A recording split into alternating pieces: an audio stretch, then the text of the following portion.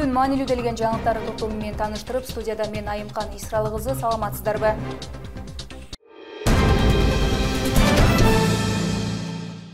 Ошто 16 жаштагы бала курулуштун 13-кабатынан кулап каза болду. Мамлекетке 25 миллион сомдон ашык зыян келтирди делген электр ишканасынын кызматкери кармалды. Зардалга жол салынат, ал үчүн 390 миллион сом керектелери айтылды.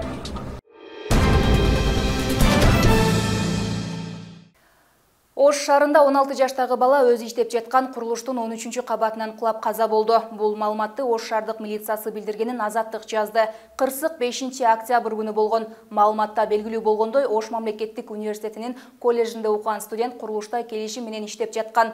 Ал калдыктарды тазалап иштеген. Милиция учурда тергөө иштери уланып жатканын айтты. Жашы жетелек баланын ал жумуштай кантип иштеп калганы текшерилүүдө. Маалымат каражаттары каза болгон бала менен чогуу ушул курактагы 3 бала иштеп жатканын жазышты. Алар өздөрүн 18 жашта деп тааныштырган. Ат аталып жаткан курулуш компания окуя тууралуу комментарий бере элек. Кыргызстандын улуттук электр тармагы ишканасынын жетекчисинин орун басары кармалды. Бул туурасында Ички иштер министрлигинен кабарлашты. Маалыматка караганда, калкка электр энергиясын керектүү системалар үчүн тетиктерди сатып алууда Кыргызстандын улуттук электр тармактары ачык акционердик коомунун жетекчилигинин коррупциялык схемаларга аралашканы аныкталган. Бул факт боюнча Кылмыш жаза кодексинин 245-беренеси менен кылмыш иши козголду. Мамлекеттик сатып алуулар жөнүндө мыйзам модуну бузулуп, сатып алуучулар товардын баасын алдын ала мониторинг жүргүзбөстөн тендер өткөрүлгөн. Бул тендер боюнча 25 миллион сомдон ашык зыян келтирилген. Иш боюнча табылган далилдердин негизинде кылмышка шектүү катары Кыргызстандын улуттук электр тармактары ачык акционердик коомунун башкы директорунун орун басары кармалып, убактылуу кармоочу жайга киргизилген. Соттун чечими менен 2 айга камакка алынды. Тергөө иштери уланууда. Баткен облусундагы Зардал айылына жол салуу үчүн 390 миллион сом кетери белгилүү болду. Учурда жол куруучу компанияларга тендер жарыяланды. Тиешелүү жарыя мамлекеттик сатып алуулар порталына жайгаштырылган. Жаңы курулчу жолдун узундугу 4,2 чакырымды түзөт. Компаниялар 22 октябрга чейин тапшырык берип, ал эми иштер 1 жылдын ичинде аякташы керек. Буга чейин президент Садыр Жапаров аталган айылга барып, калктуу конушка бара турган жолдун курулушу башталарын айткан.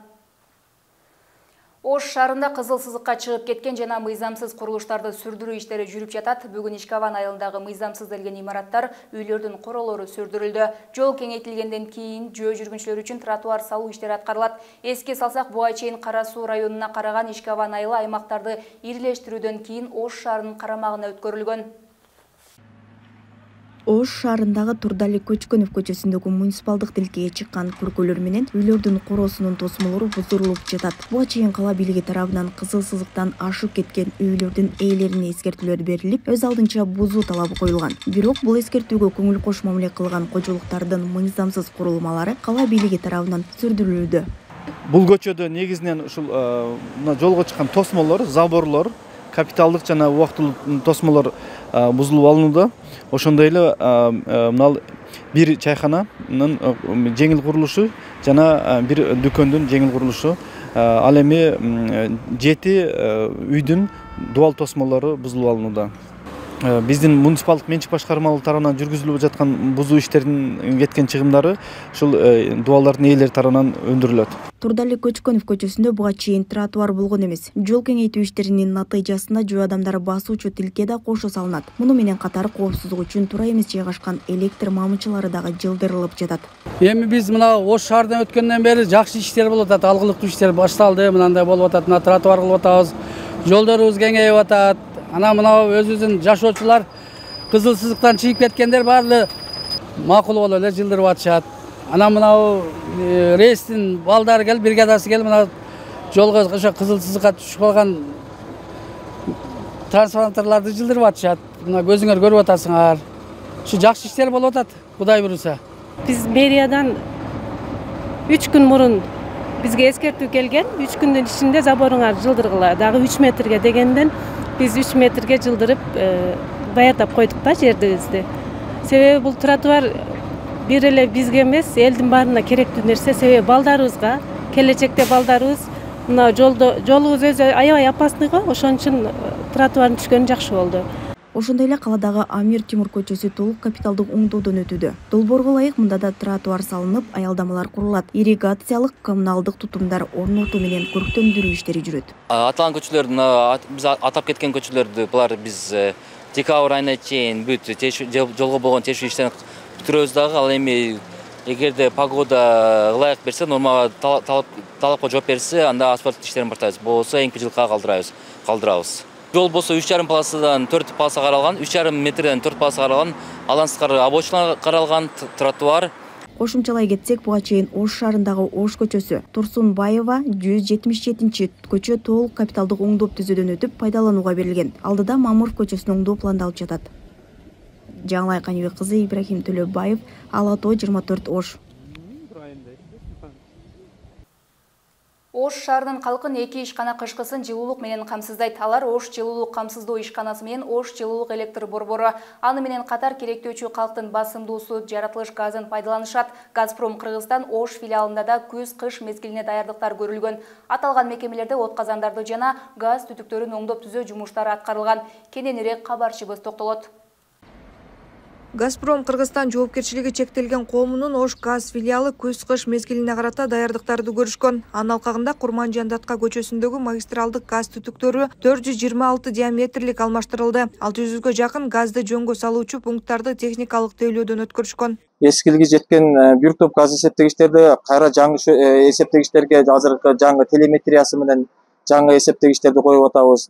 Анан ушул биз пландаштырылган, жыл башына пландаштырылган кыш күз өнөктөгүнө карата пландалган иш-чараларды толугу менен аткарып бүттүк десек болот да. Ош газ филиалы жалпысынан 80 миңге жакын жеке жана көп кабаттуу үйлөрдүн абоненттерин тейлейт. Андан сырткары 700гө жакын коммерциялык бюджеттик мекемелер бар. Аларга кышкысын жаратылыш газын керектөөчүлөргө үзгүлтүксүз камсыз кылуу максатында Газпром Кыргызстан жоопкерчилиги чектелген коому Өзбекстан менен сүйлөшүүлөрдү жүргүзгөн.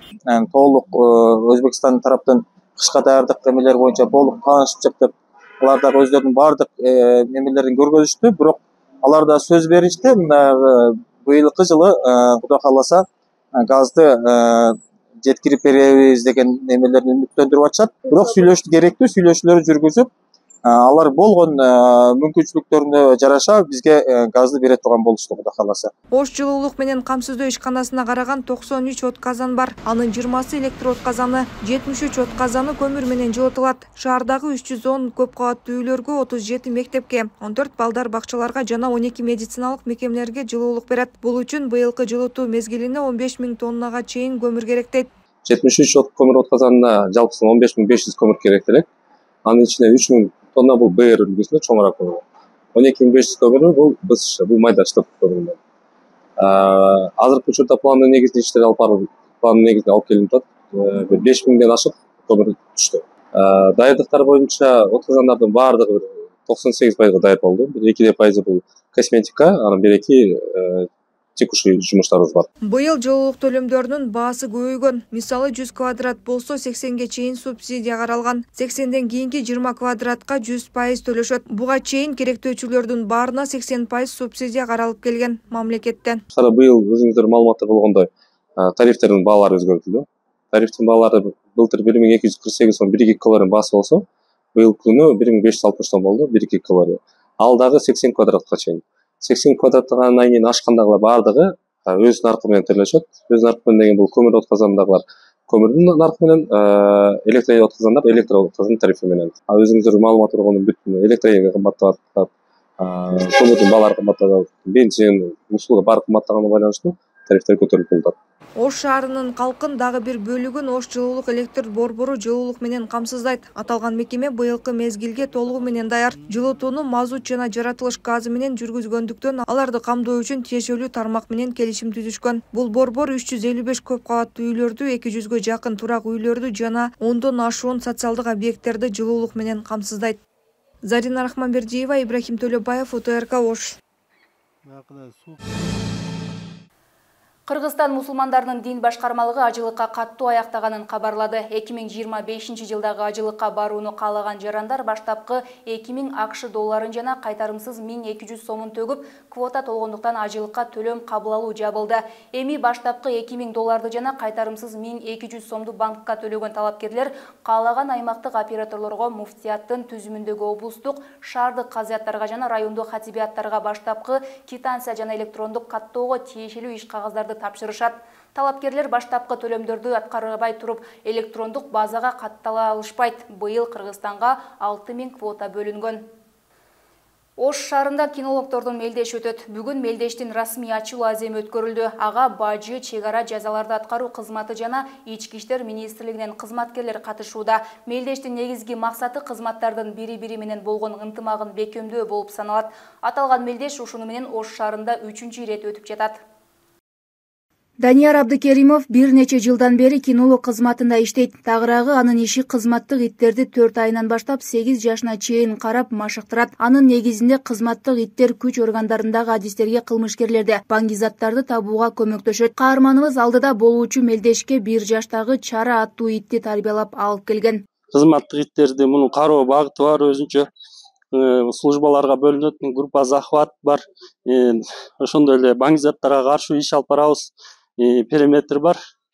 Из тилкесине кызматка даярдайбыз. Биргеликте ошондой эле. Анан биздин жалпы кызмат ошолорду коргоп кайтаруу милдеттүүбүз. Эми бул итти үйрөтүү тармагында кинологдон көп нерсе зависит этет да. Кинолог канча деңгээлде үйрөтсө, ит ошо деңгээлге чейин алып келиши мүмкүн да, кызматтык ит. А бул ит сүйлөй албайт же айта албайт. Ошо даражага жетиш керек да. Шу кинологдун милдети. Мелдештин ачылуу аземине бажы, чек-ара, жазаларды аткаруу кызматы жана Ички иштер министрлигиндеги кинологдор катышты. Бул мелдеш мына ушуну менен Ош шаарында 3-чү ирет уюштурулууда. Демилгечилердин айтымында мындай иш-чаралар катышкан кызматтардын ортосундагы ынтымак биримдикти чыңдоого салым кошот. Жүк ташуучу автоунааларды жана кол жүктөрдү аны менен биргеликте жалпы үйрөтүү курсундагы текшерилет. Бул мелдеш 7-содон 12 октябрга чейин болуп өтөт. Мамлекеттик чек-араны кайтарууда кинология кызматынын ролу абдан чоң. Кызмат иттердин жардамы абдан чоң. Наркотикалык заттарды, баңгизаттарды, курал-жарак, ок-дарыларды издеп табууга, аны менен биргеликте мамлекеттик чек-араны бузуп өткөн жарандарды, кылмышкерлерди изинин жыттары боюнча издеп табуу жана кармоого чоң салым кошушат. Бүгүн башталган мелдеш 4 күн бою уланып 11 октябрда аяктайт. Соңунда жыйынтыгы чыгарылып, жеңүүчүлөр аныкталат. Алдыңкы орундарды алган катышуучуларга сыйлыктар каралгандыгы айтылды. Башкысы бул иш-чара кылмыштардын бетин ачуу, окуяларды так аныктоодо кинолог жана аларга көмөкчү болуп жүргөн кызматтык иттердин тажрыйбасын арттыра тургандыгы белгиленди. Айымкан Исралы кызы, Ибрахим Төлөбаев, УТРК Ош. Улуттук коопсуздук мамлекеттик комитетинин Оштогу чек-ара кызматынын квалификацияны жогорулатуу жана аскер кызматын кайра даярдоо борборунун окуу корпусу капиталдык оңдоп түзөөдөн өткөрүлдү. Окуу имараты буга чейин эскирип, билим берүүгө шарттар жок болгон. Мындан улам эл аралык уюмдардын колдоосу менен каражат бөлүнүп, жаңылоо иштери аткарылды. Азыркы учурда билимин жогорулатууга келген аскерлер үчүн баардык мүмкүнчүлүктөр бар экендиги айтылды. Анын ичинде санариптештирүү багытында дагы техникалык каражаттар алынган. Жоң должностька назначат этилген сержанттар, прапорщиктер, офицерлер келип бул жерде 2 ай окушат, 55 күн окушат. Анан то же самое. Берден сертификат алып, анан кийин гана должностька отурат. Пока берден сертификат алмайынча, бизден обучение өтүп, зачеттор тапшырып, экзамен тапшырганча уже вышестоящий должностька отура албайт.